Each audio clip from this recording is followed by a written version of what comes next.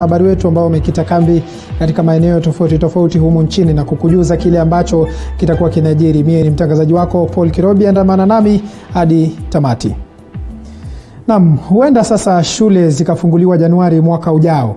Haya ni kulingana na Waziri wa Elimu Profesa George Magoha, ambaye amesema kuwa baada ya mazungumzo na Wizara ya Afya ni kwamba kilele cha virusi vya korona huenda kikawa mwezi Septemba na kwenda chini mwezi Januari. Amedokeza kuwa mazungumzo na washikadau mbalimbali yanaendelea, ila kwa sasa uamuzi uliopo ni kuwa shule zitafunguliwa mbao wa korona utakapopungua.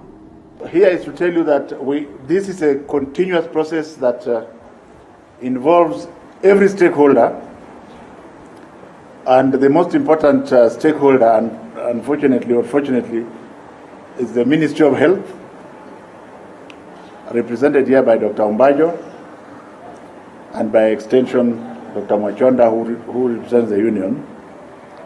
We know that we have said in the past that they have produced a certain protocol that we must all comply with. And today, we started with many options, and we have kept on narrowing the options. And today we have discussed the options that are according to what is happening in the country as at the moment. As you are aware, a few days ago, we had a peak of 278. And since that time, we are in the hundreds. We have also been reliably informed this morning by the doctors that the peak is likely to come in September, and by the grace of God, perhaps taper down around January. Taking all those factors into consideration, including the fact that the good government of Uhuru Muigai Kenyatta has taken the children to school. Every child went to school using the 100% mop-up transition. Therefore, the children are at school, and the schools are a bit congested. And that whatever is going to determine whether we open or not would depend on whether social distancing can be achieved in school. So we have reached a consensus. It is not my place to tell you which consensus we have reached, but in good time, the owner of the process will inform you which consensus we have reached. Na mtazamaji, ndivyo virusi vya korona ilivyoathiri sekta mbalimbali humu nchini, ikiwemo sekta ya elimu, na ambapo kwa sasa wanafunzi bado wangali wanasalia nyumbani huku wakikumbana na changamoto kadha wa kadha. Tumuombe Maulana aweze kumaliza virusi hivi vya korona ambavyo kwa sasa inazidi kutatiza taifa. Kwingineko ni kwamba wazazi katika kaunti ya Uasin Gishu wameelezea wasiwasi wao kuhusiana na matayarisho ya serikali katika ufunguzi wa shule mwezi wa Septemba. Wazazi hao wanasema ijapokuwa elimu ni muhimu, wasiwasi wao ni kuhusiana na mikakati ya serikali ya kuhakikisha wanafunzi wamefuata kanuni zilizowekwa za kudhibiti msambao wa korona. Swala la umbali wa mita 1.5 baina ya wanafunzi likitajwa.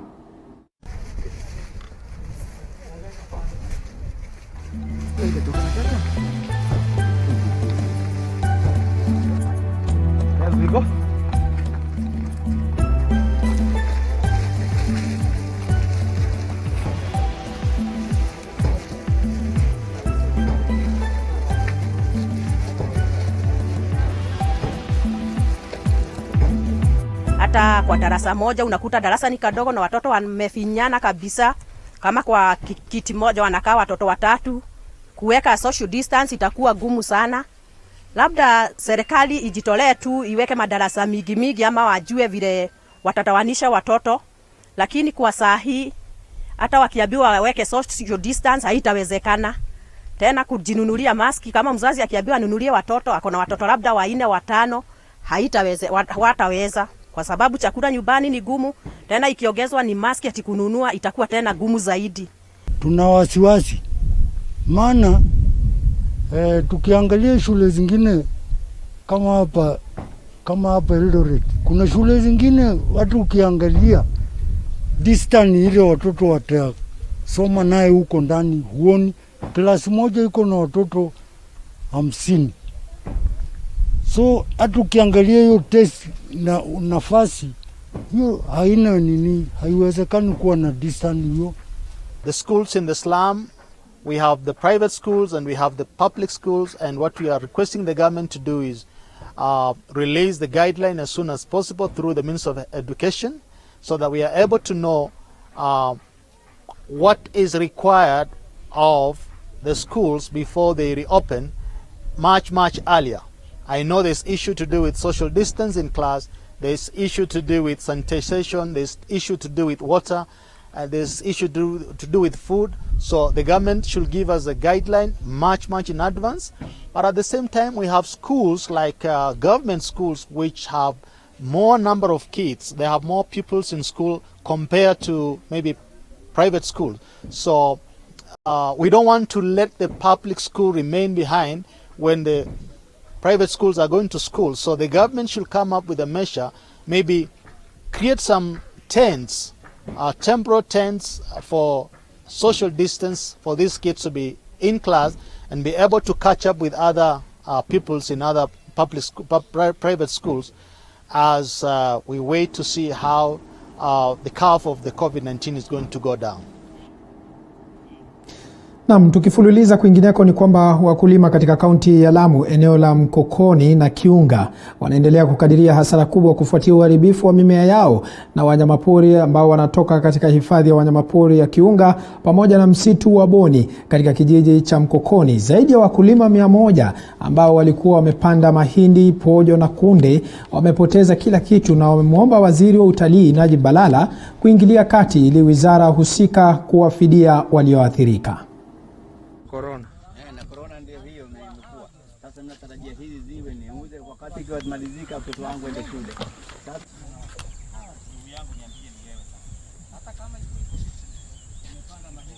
Kwa hapo sisi kilo kikubwa tetu tanati. Mwaka ni wa 4 huu sisi hulima hapa, mwaka ni wa 4. Na kula nikilima michi yangu naacha na iunda. Na hatuna hudumio tama moja. Ukienda kule wanaambiwa askari ni kidogo. Sisi ni tuna ripoti nyingi, na kwa hapo mmeona na nyinyi pia mmevita kushuhudia na nyaya hasara mingia.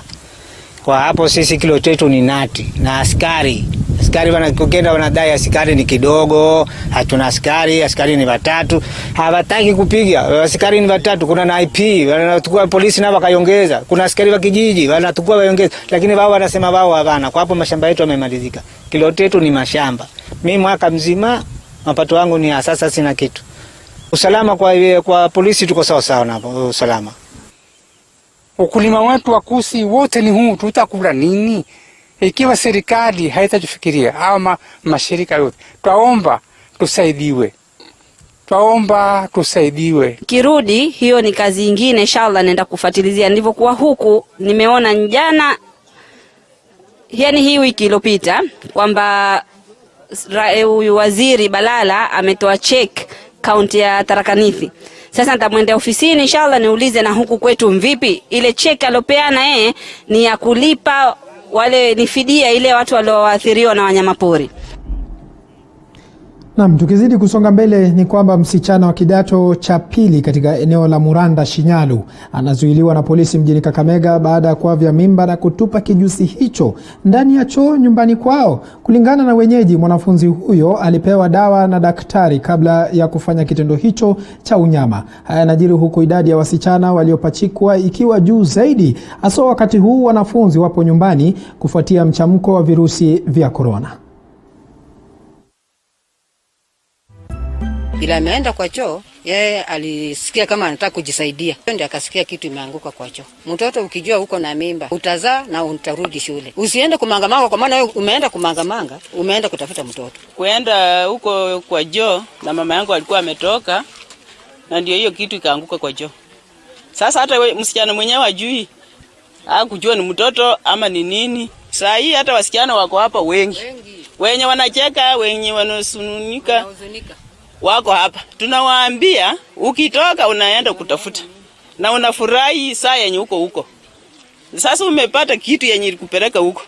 Msitoe, msae watoto, utaendelea na masomo. Semekana ametoa mtoto wa miezi ngapi? Miezi 5. Akasema hapana, mimi mwenyewe nilikitoa tu nikaenda kwa pharmacy Nikaenda kufanya nini? Nikanunua dawa. Na wasasi, mtoto ikiwa atapata mimba usimharakishe.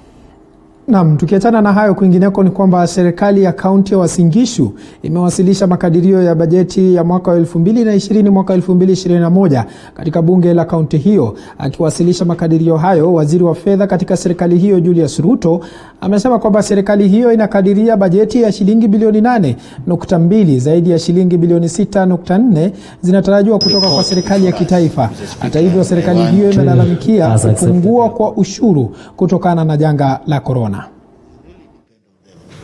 I built 408 hand washing tanks to all public places, informal settlement and public health facilities.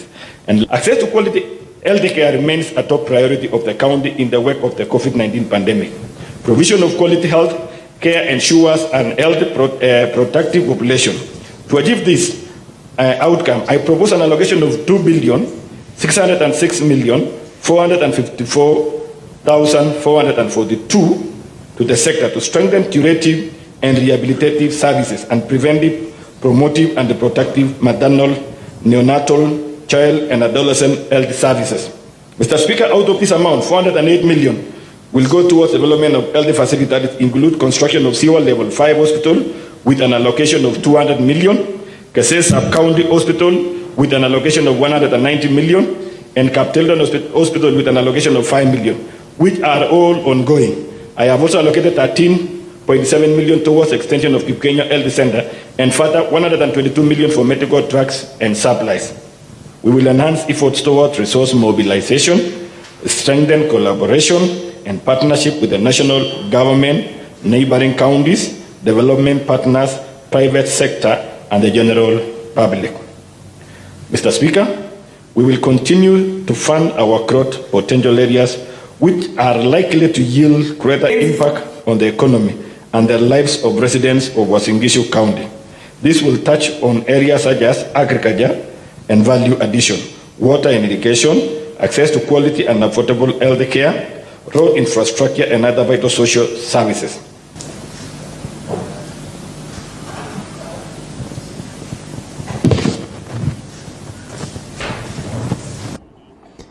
Na tukiachana na hayo, kwingineko ni kwamba wanachama katika kikundi cha vijana cha Saki eneo la Molo wanafaidika kutokana na mapato ya mbuzi wa maziwa yatakayoboresha maisha ya kina mama.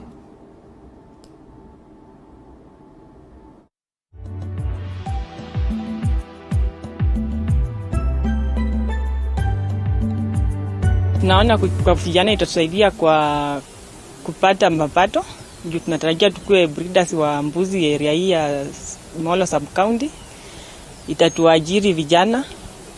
Alafu tunataka kama kikundi kila mmoja akuwe na mbuzi yake ya maziwa. Ndio tunaona mara hii ng'ombe inahitaji sehemu kubwa, mbuzi inahitaji sehemu kubwa ya kulisha. Sasa kama vijana mtu akipata yake moja at least ataweza kulisha jamii yake na atapata mapato na hata hiyo maziwa atauza.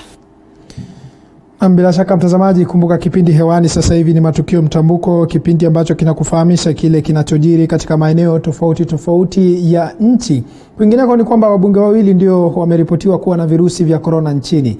Kati ya wawili hao, mmoja angali hospitalini, na kulingana na spika wa bunge Muturi, hata hivyo amepuzilia mbali kwamba wabunge walio na korona ni wengi zaidi. Baada ya vyombo vya habari kuendelea kuripoti uwezekano wa virusi vya korona bungeni, hatimaye Spika Justin Muturi ameweka swala hilo bayana, akieleza kuwa wabunge wawili wameambukizwa virusi hivyo. As of today, June 30th, 2020, far from the speculations reported in the media and elsewhere, information available to the office of the Speaker indicates that we have 2 cases of the virus that have been reported among members of parliament. Kulingana na Spika Justin Muturi, mmoja kati ya wabunge hao wawili yuko nyumbani baada ya kupokea matibabu, huku mwingine akisemekana anapokea matibabu hospitalini. One of the affected member has been attended to and has since been discharged from hospital after testing negative following treatment. The member is currently in self-isolation. The other case has also been attended to, and the member is now in stable condition in the general ward care. Aidha, Muturi amehimiza wabunge sawa na wafanyikazi wao kujitokeza kupimwa virusi vya korona endapo walitangusana na watu walio na virusi hivyo, ikizingatiwa kuwa virusi hivyo vinasambaa kwa kasi. If a member of parliament or staff has come into contact with a COVID-19 case or suspected case, they are advised to undertake the voluntary testing as responsible citizens. Depending on the results, one is advised to self-isolate and notify the Speaker's office immediately. Kuhusiana na tashwishi kwenye vyombo vya habari kuhusu idadi ya wabunge walio na virusi vya COVID-19, spika huyo amesisitiza kuwa wabunge ni wananchi kama wananchi wengine na kuwa visa vya korona bungeni ni sawia na visa vya korona vinavyozidi kushuhudiwa kote nchini. From the daily briefings from the Ministry of Health, it is obvious that the cases are rising in the country and no one is immune when exposed to the virus. Not even members of parliament who also live among the communities. Kamati zote za bunge sasa zimehimizwa kufanya kongamano kupitia njia ya mtandao wala sio kukutana. Zainab Mohamed, TV47.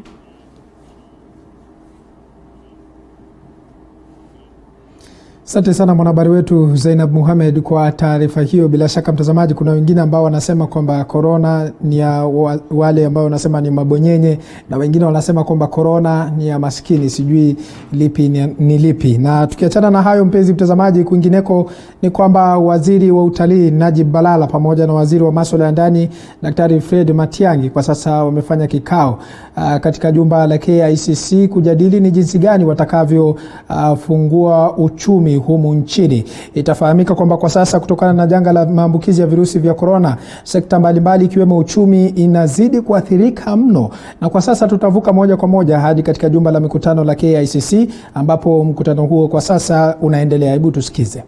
And sometimes let's think about this. And there are adults get into a van, 11 or 12 of them, put up a coffin, a fake coffin on top of the van and travel 380 kilometers away from Nairobi, purporting to go to a funeral or whatever the case there may be, and lying through the roadblocks and doing all manner of things through the roadblocks as they endanger their own lives, the lives of their family members, and many other people. Why should police officers be on the road to help you not to do this, as it were? So I hope that when we talk about the new normal, we in the security sector see it from a different perspective. We say we hope it's going to be the new normal when we realize that now more than ever before, the issue of individual responsibility is very important. You yourself as an individual, caring about your own life and the life of your neighbor, the life of your family members is fundamental. The spread of the virus remains on the increase with far-reaching social and economic effects that threaten lives and livelihoods. It's now a reality that the virus could become endemic, and we must all be prepared to live with it and resume normalcy under the prevailing circumstances as global efforts to find vaccines continue. As a government, we have introduced a raft of measures to keep our economy afloat, with tourism being among the top priority sectors, and these have been outlined by my colleagues before. I am therefore confident that some of the directives, incentives, and mitigation measures issued by His Excellency the President, including tax exemptions, reduction of income tax, and the 8-point economic stimulus program, among others, will go a long way in contributing to the recovery efforts of the tourism sector. We recognize the role played by the private sector in supporting government policies geared towards promotion of tourism in Kenya. It is indeed through this partnership working approach that the Tourism Recovery Task Force has developed magical Kenya tourism and hospitality protocols on health and safety to mitigate the effects of the disruptions caused by COVID-19 pandemic. I congratulate my colleagues, especially my brother Najib Balala, the Cabinet Secretary for Tourism and Wildlife, for the visionary leadership he has provided, through which we are set to realize success in the face of this pandemic, especially in this sector. However, for us to rise and optimize the gains in this sector during these times, all stakeholders must adopt these protocols and take responsibility of ensuring that destination Kenya is safe for tourism business. As a result, all tourism and related businesses and service providers should embrace this participatory approach by subscribing, adhering to, and implementing the standard operating procedures. It is through your continued collaboration in the application, implementation, enhancement and provision of a healthy, safe, and seamless experience and world-class service to our visitors that we can demonstrate to the world that Kenya is ready for tourism business once again. I, on my own behalf and on behalf of my colleagues in the security sector, would like to add our consistent commitment to provide security to our people, both the citizens of our country and the visitors who come to our nation. Just this morning I was telling people that our country is safe for travel, and Kenyans need to understand this. And for you in the tourism sector, since you have our IG in-house, you don't have a lot of problems because he understands all these things about morning briefs and 4 a.m. notes and stuff like that. He knows that our country is safe, from Mombasa to Malafa, from Turkana to Hispania, Kenya is safe. And for that, I remain personally very, very grateful to our men and women in uniform. I know that there are times we've had challenges, one kind or the other. There are issues we still need to deal with. But when all is said and done, those who have been entrusted with the responsibility of providing security to our people are doing their best. We thank them, we appreciate them, and we continue to support them and work with them. The tourism sector is one of our critical partners, and we support the tourism sector in very many ways, not just in the tourism police, the diplomatic police, and so on, but we support the sector in more ways than one. And we remain very committed, and I want to assure you, CS Balala, that we will remain very committed to supporting this sector even as you work on revival strategies and as we begin to open business. We are available 24/7 to provide you with the security backup that you need to proceed and to move forward. Because there is nothing more nobler than to serve our country in the responsibilities that we find ourselves in right now. It's a tough time, as we have been told by our leaders, starting with our Minister for Health. Our President has been reminding us again and again, we've not been here before. No one has been here before. It's new for all of us. But with resolve and commitment, with dedication and sufficient patriotism, and a focus on ensuring that our country remains on the trajectory and the path of progress, let's give it our all and work the way we are doing now, all sectors coming together to ensure that we will rise again and our economy will thrive and we will be a strong country as we move forward. And with those remarks, it is my pleasure and honor to declare the Magical Kenya Tourism Health and Safety Protocols for the new normal officially launched. Thank you.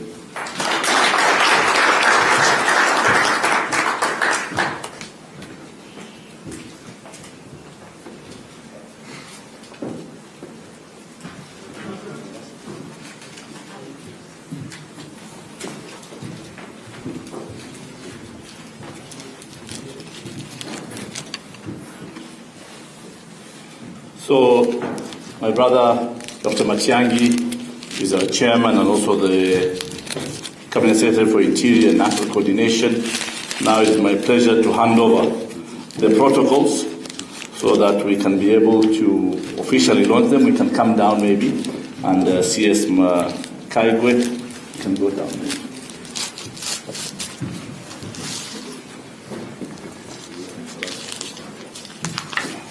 And then also we'll give every ambassador of the embassies one of these booklets, and we'll take the pictures and also the task force that has been there so that together we can be able to do the campaign that Kenya is safe, and let's start with the Kenyans to be the tourists so that we can be able to attract the foreign tourists as well. Thank you very much.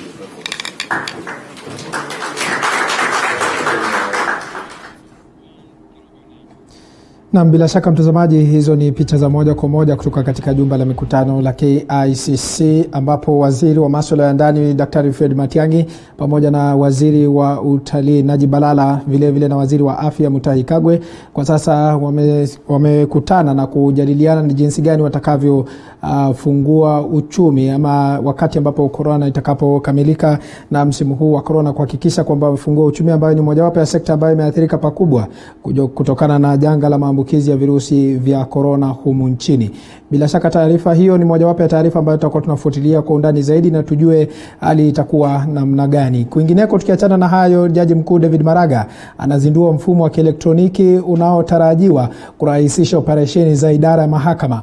Uzinduzi huo unafanyika katika Mahakama Kuu na ni mojawapo ya mabadiliko anayolenga kuyafanikisha Jaji Mkuu Maraga katika idara ya mahakama. Mwanahabari wetu David Muthoka atakuwa anafuatilia taarifa hiyo hapo mida za baadaye, na bila shaka tutakufahamisha mengi zaidi. Nafahamishwa kwamba muda wangu hapa studioni kwa sasa umekimbia zaidi na sina la ziada, ila nitakuwa nakuja jamvi la kipindi cha Matukio Mtambuko. Hii imekuwa ni awamu ya pili. Kwa taarifa nyinginezo nitakapotimu mwendo wa saa 7 kamili, ambapo taarifa hizo zitakuwa zinapeperushwa kutoka hapa katika chumba chetu cha matangazo kwa lugha ya King'eng'e. Nimekuwa mwanahabari wako Paul Kirobi. Sina la ziada.